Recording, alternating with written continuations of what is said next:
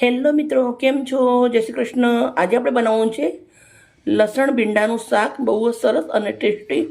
સૌથી પહેલાં મેં 500 ગ્રામ ભીંડા લીધા છે.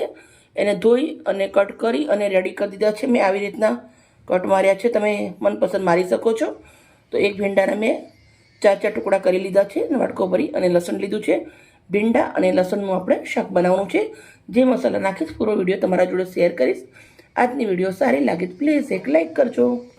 સૌથી પહેલાં એક લોડાની કઢાઈ લેવાની છે. એના અંદર 2 ચમચા એટલું સિંગ તેલ નાખું છું. તેલ ગરમ થઈ ગયું છે. સૌથી પહેલાં રાઈ અને જીરું 1 ચમચી નાખું છું. અડધી ચમચી હિંગ નાખું છું. 200 ગ્રામ ફોલેલું લસણ નાખું છું. લીલા મરચાં સમારેલા 4 નંગ નાખું છું. લસણને સરસ લાલ થાય ત્યાં સુધી તેલના અંદર સાંતળી લેવાનું છે.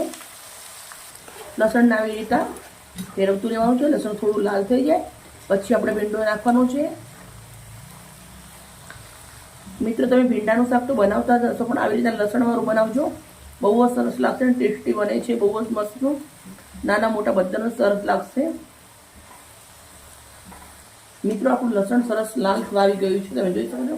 લસણનો કલર ચેન્જ થઈ જાય પછી આપણે અંદર ભીંડો નાખી દેવાનો છે.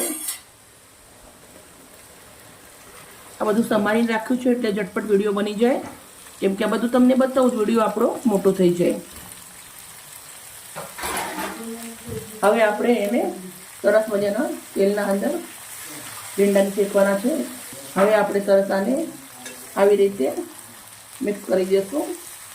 2 મિનિટ સુધી ભીંડાને પહેલાં આવી રીતે તેલના અંદર સાંતળી લેશું.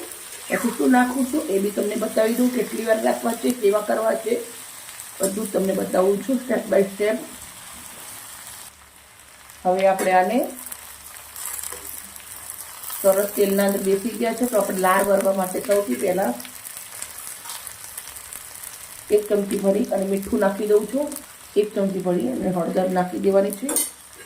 હવે આપણે આને સરસ મિક્સ કરી દઈશું.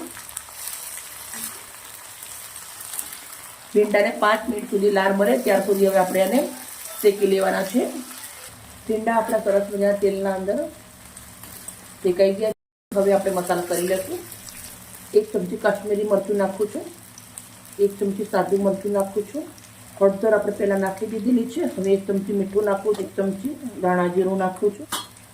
સાથે આપણે લીલા ધાણા સમારેલા નાખી દઉં છું. હવે આપણે આને મિક્સ કરી દઈશું. ને મસાલા નાખ્યા પછી 2 થી 3 મિનિટ સુધી આને શેકી લેવાનું છે. હવે આપણે અંદર લીંબુ નીચવું છું. લીંબુ નીચવાથી એકદમ ચટપટું અને સરસ લાગે છે એટલે 1 લીંબુનો રસ નાખ્યો છે. હવે આપણે એને મિક્સ કરી દેવાનું છે. શાક આપણું મસ્ત ચટાકેદાર બની અને રેડી થઈ ગયું છે. તો ગેસને આપણે બંધ કરી દઈશું અને એક હાંડકી લીધી છે એના અંદર આપણે શાકને કરી દઈશું.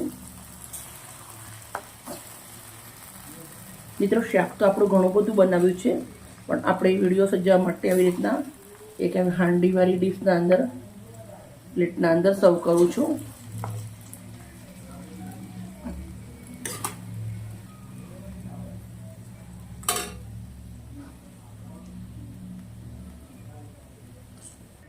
મિત્રો, આ શાક રોટલી જોડે, ભાખરી જોડે, બધા જ જોડે સરસ લાગે છે. એકવાર જરૂરથી ટ્રાય કરજો. કાલે આવી નવી રેસીપી સાથે. Okay, bye bye.